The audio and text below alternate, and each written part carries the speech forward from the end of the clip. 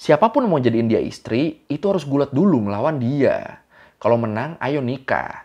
Kalau enggak, ya udah, next. Senggol dikit gulat, senggol dikit gulat. Belum zamannya senggol bacok tuh, senggol gulat dulu. Gue mau bahas satu tokoh yang udah menarik perhatian gue dari lama sebenarnya. Dia ini cewek, bangsawan, tapi jago gulat. Anjir gak tuh? Cewek ini namanya Kutulun, putri kekaisaran Mongol yang jadi pegulat paling kuat di masanya. Bahkan nih saking kuatnya, dia dipercaya nggak pernah kalah bergulat selama hidupnya. Sampai dia dapat julukan The Wrestling Princess, putri gulat. Ini kalau diadu sama si Nadu Warrior Princess menang mana nih? Ya Allah, tua banget ya referensi gue ya. Aduh. Oh iya, sebelum kita mulai, kalau lu kesini karena di thumbnail ada gambar Yamato-nya, nah ini coba sambil lu perhatiin ya cerita dia nih ya. Karena kalau menurut beberapa artikel yang gue baca, referensi karakter Yamato tuh katanya dari sini juga. Jadi yaudah kalau gitu, langsung aja kita bahas Kutulun, pegulat wanita legendaris dari Mongol. Di Learning by Googling.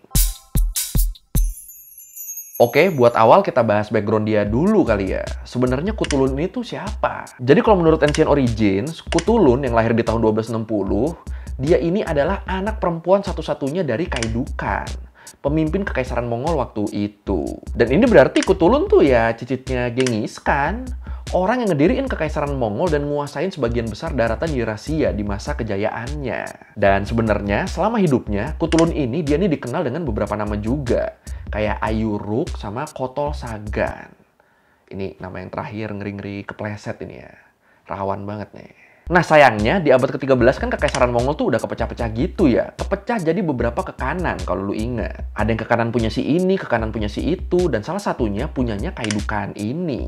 Dan wilayah kekuasaannya Kaidukan, bokapnya Kutulun, itu tuh dinamainnya Chagatai Khanate. Yang ada di wilayah stepa di Asia Tengah. Dan ternyata Chagatai Khanate ini, kekaisaran yang ada di bawah Kaidukan ini, mereka ini sering banget nyerang teritori pamannya, Kubilai Khan, yang ngediriin dinasti Yuan di Cina. Kenapa diserang?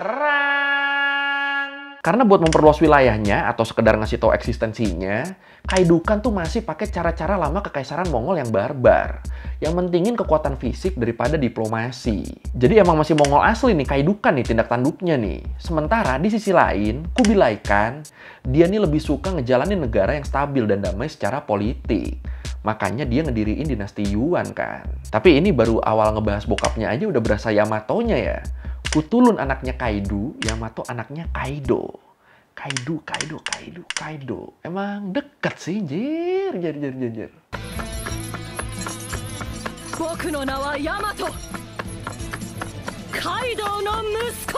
Nah, yang harus kita tahu nih, ternyata kalau menurut Women's Web, selain cowok-cowoknya yang terlatih buat tempur, sebenarnya di kekaisaran Mongol tuh bukan hal yang aneh juga ngelihat perempuan yang atletis, jago olahraga, jago naik kuda, jago adu pedang, sama memanah. Karena kan ya emang basicnya nggak cuma cowok-cowoknya, cewek-ceweknya juga kan mereka nih emang dibiasain hidup kasar di alam bebas ya.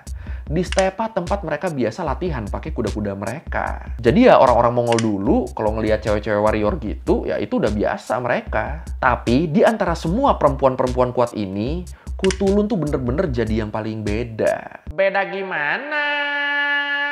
Jadi selain karena dia putri kerajaan yang cantik, tinggi, dan posturnya bagus, keahlian sama kekuatan dia juga bikin dia makin terkenal. Dan alasan kenapa dia bisa jago secara fisik sama keterampilan baku hantam gini adalah karena Kutulun ini, dia ini adalah anak bungsu dari 15 bersaudara. Dan 14 kakaknya tuh laki-laki semua. Jadi ya dari kecil, Kutulun tuh emang fisiknya udah dilatih bareng sama kakak-kakaknya. Ditambah lagi, ketika dia udah cukup umur, bokapnya tuh sering banget ngajak dia ke medan perang. Dan setiap ngikut perang, disebut Kutulun tuh selalu berhasil ngejatohin banyak laki-laki dari kuda mereka. Jago amat, jir. Terus yang menarik nih, kalau menurut History Naked, karena fisik di zaman itu bener-bener jadi sesuatu yang paling penting buat orang-orang Mongol, jadinya di jalan-jalan tuh banyak banget ditemuin orang yang berantem dengan cara adu gulat. Senggol dikit gulat, senggol dikit gulat. Belum zamannya senggol bacok tuh, senggol gulat dulu. Dan gilanya, gulat ala Mongol ini tuh nggak mikirin lawannya mau cewek apa cowok, badannya kecil apa gede. Pokoknya kalau lu cari masalah, ya udah, gulat udah. Dan kalau udah sampai kejadian gitu, jarang dipisahin sama orang tuh. Yang ada malah ditonton terus. Ditungguin yang menang siapa nih kira-kira nih. Nah, Kutulun, si putri kekaisaran ini, dia tuh selalu menang lawan siapapun di semua pergulatan yang dia ikutin. Mau gulat di pasar, di jalan, di latihan resmi, itu menang terus tuh dia tuh. Makanya dia dapat julukan The Wrestling Princess. Ini bener-bener definisi cakep-cakep barbar tuh ya Kutulun ya berarti ya.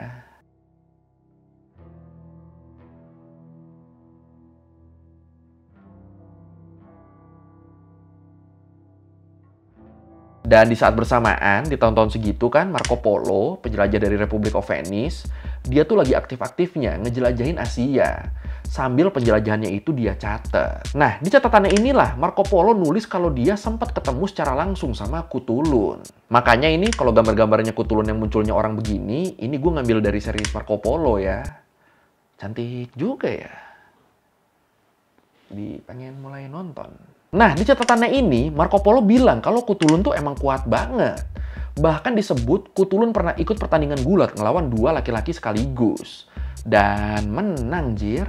Tapi walaupun dia kuatnya nih ngalah-ngalahin cowok, tapi tetap, waktu Kutulun masuk usia 20 tahunan, kecantikan dia tuh makin kelihatan. Dan ini bikin banyak raja, pangeran, ya pokoknya bangsawan-bangsawan lah. Jadi banyak yang pengen ngelamar dia. Ini kebayangkan lu ya, cantik banget iya, tangguh banget juga iya. Saking tangguh dan cerdasnya, bahkan Kutulun nih sampai jadi panglima militer waktu itu. Nah, dengan image dia yang kayak gini, ditambah posisi dia di militer, itu cowok-cowok yang mau ngedeketin dia gimana nggak jiper coba. Tapi ya walaupun udah banyak bangsawan yang kepincut sama dia, masih menurut Marco Polo, Kutulun tuh di sini nggak mau dijodoh-jodohin. Jadi bokapnya bawa cowok mana gitu ditolak, bokapnya bawa cowok mana ditolak. Kenapa gitu? Karena Kutulun maunya orang yang bakal jadi suami dia nanti harus lebih kuat daripada dia. Mati gak tuh? Makanya di sini Kutulun minta ke bokapnya buat ngizinin, siapapun yang mau jadiin dia istri, itu harus gulat dulu melawan dia. Kalau menang, ayo nikah.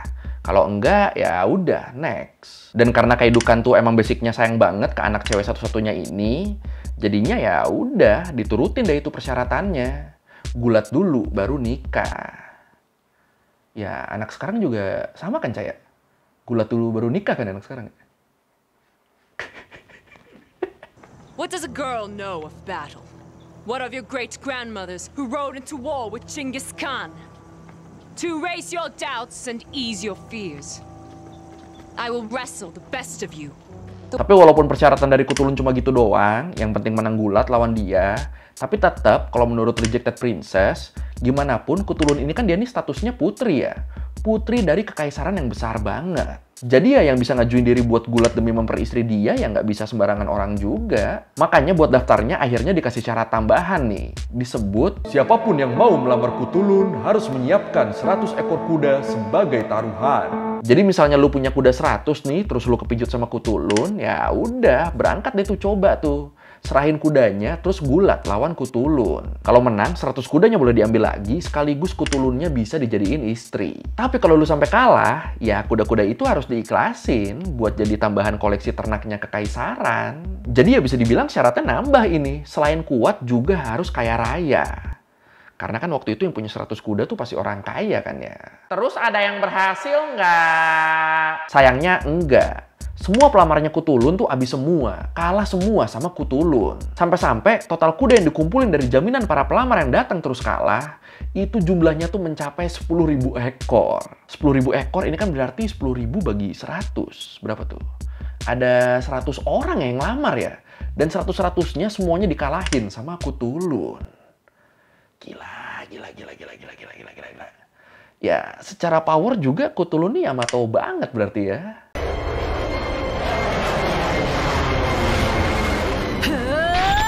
Dan kalau menurut The Famous People, akhirnya sampai Kutulun umur 30 tahunan, tetap tuh nggak ada yang berhasil ngalahin Kutulun buat memperistri dia. Sampai-sampai gara-gara ini muncul tuh gosip-gosip yang bilang kalau Kutulun tuh sebenarnya ngejalin hubungan terlarang sama ayah kandungnya sendiri. Sama Raja Kaidu sendiri. Makanya itu alasannya kenapa Kutulun nih nggak pernah mau kalah gulat. Karena dia nggak mau hubungan terlarang sama bokapnya ini berakhir.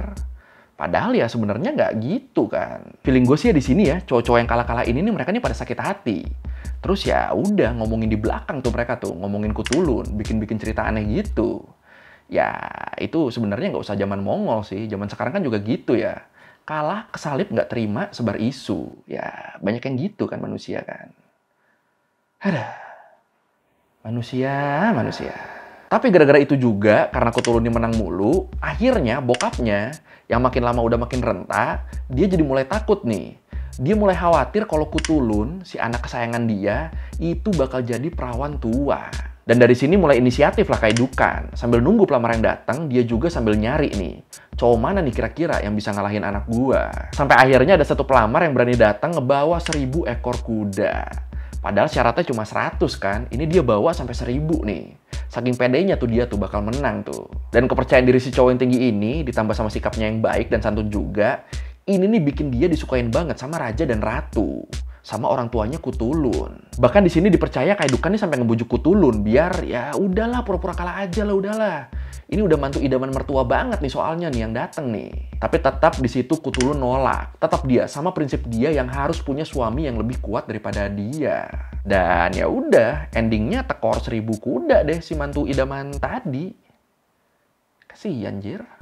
And there's no better woman on earth than my daughter. It appears my daughter will never take a husband.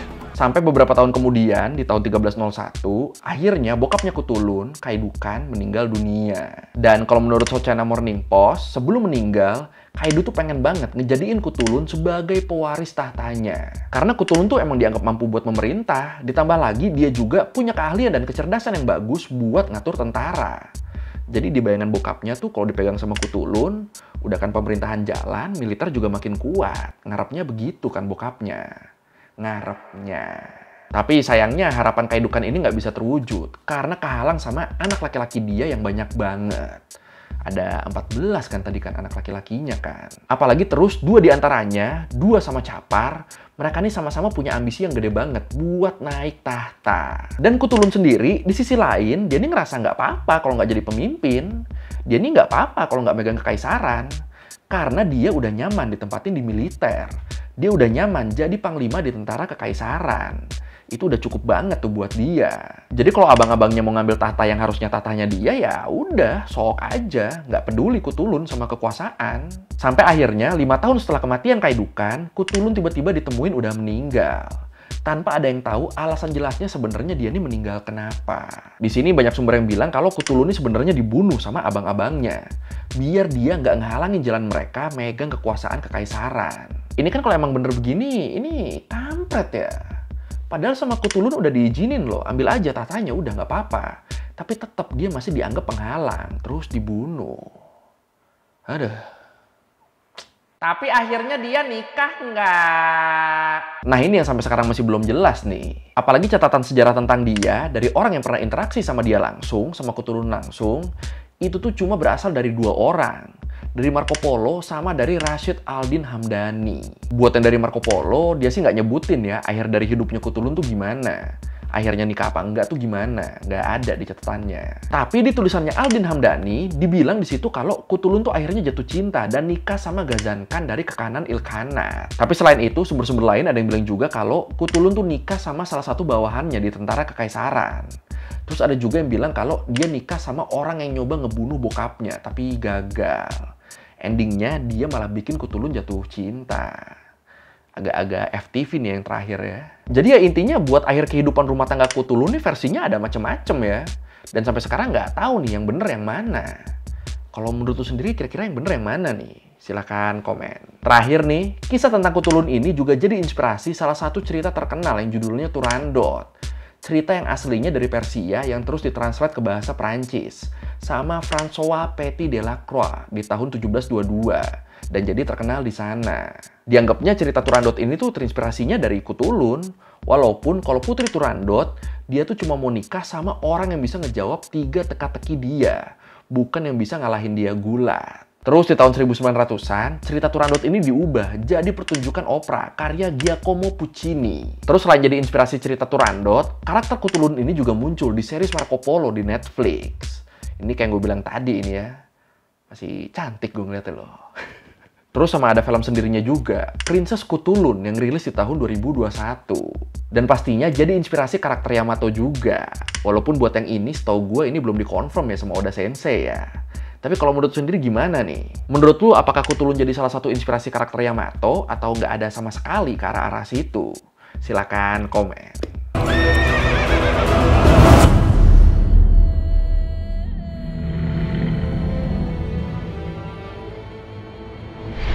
Oke, sekian Learning by Googling kali ini tentang Kutulun. Apa ya ini ya? Putri Kekaisaran Mongol yang ketangguhannya tuh tidak terbantahkan ya. Gila, buat nikahin dia doang harus gulat loh. Mana nggak ada yang menang lagi. Sakit. Kalau lu mau revisi kali gue udah salah, atau lu mau nanya, atau lu mau nambahin dari video, bisa lu tulis di komen, kita diskusi kayak biasa. Sekali lagi, thank you udah nonton, jangan lupa like, comment, subscribe. Bye!